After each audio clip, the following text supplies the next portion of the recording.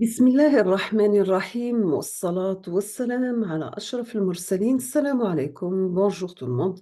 Aujourd'hui, on va voir ensemble un sujet d'examen qui a été proposé dans le module Système embarqué pour Master 2, électronique système embarqué. On va commencer par les questions, pardon. Donc, quels sont les objectifs d'une méthodologie de conception? Quels sont les objectifs d'une méthodologie de conception? Deuxièmement, quels sont les 4 grands niveaux de conception? Quels sont les 4 niveaux de conception? Grands niveaux, pardon. Troisièmement, quels sont les types de domaines ou bien de domaines modèles, entre parenthèses, domaines utilisés lors de la conception d'un système embarqué? Donc, quels sont les objectifs d'une méthodologie de conception? Quels sont les 4 grands niveaux de conception? Quels sont les types de modèles ou bien de domaines utilisés lors de la conception d'un système embarqué? Quatrièmement, c'était 4 grandes métriques de conception d'un système embarqué. Cinquièmement, qu'est-ce qu'une exigence fonctionnelle? On vous demande de donner un exemple. Sixièmement, qu'est-ce qu'une exigence non fonctionnelle? Toujours avec un exemple. Septièmement, quels sont les éléments d'une exigence bien formée? Donnez un exemple. Huitièmement, quelles sont les particularités d'une architecture ARM qui sont intéressantes dans la conception des systèmes embarqués? On vous demande de citer au minimum 4. Neuvièmement, c'était les types de jeux d'instructions que peut gérer une architecture ARM. C'était les types de jeux d'instructions que peut gérer une architecture ARM. Dixièmement, l'application vous demande la mise en œuvre d'un vélo électrique doit inclure la conception d'un système embarqué qui permet de gérer, premièrement, le moteur électrique, deuxièmement, le stockage et la consommation de l'énergie, la géolocalisation, le monitoring des fonctions vitales, le rythme cardiaque, l'oxymétrie, etc., des communications Wi-Fi, BT, USB. On vous demande de décrire l'ensemble de la spécification des exigences fonctionnelles et non fonctionnelles. Deuxièmement, illustrer l'architecture fonctionnelle du système et on termine avec illustrer l'architecture physique du système. Donc, on passe la correction maintenant. Donc, voici le corrigitype. Donc, pour la question numéro 1, les objectifs d'une méthodologie de conception sont favoriser l'exploration de l'espace architecturel.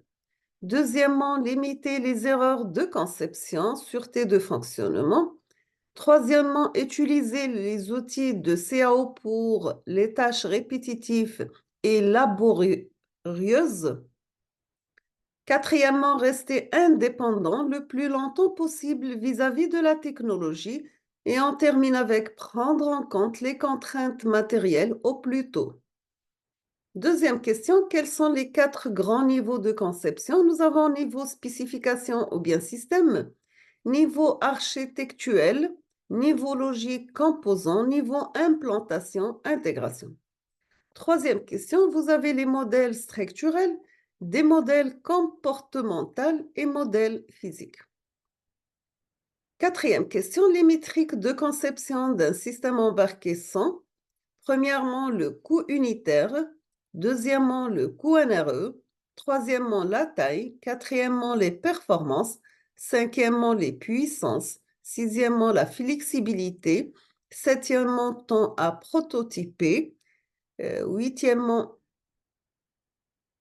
time to market, neuvièmement, la maintenabilité, et on termine avec la dernière métrique de conception d'un système embarqué, c'est bien sûr la sécurité. On passe maintenant à la cinquième question. Vous avez une exigence fonctionnelle, décrit les caractéristiques du système ou bien de process que le système doit exécuter. À quoi sert le système? ce que doit faire le système et les fonctions utiles. Une exigence non fonctionnelle est toute autre exigence qui n'est pas une exigence fonctionnelle.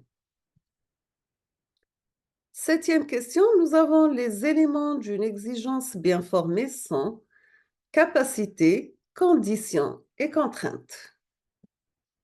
Huitième question, les particularités d'une architecture ARM pour les systèmes embarqués sont l'architecture simple, très versatile, facilement intégrable dans un SOC, système sur puce.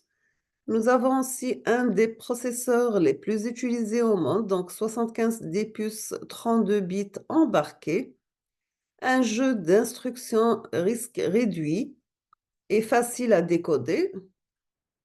Vous avez aussi l'abondance de registres généraux, la consommation énergétique faible.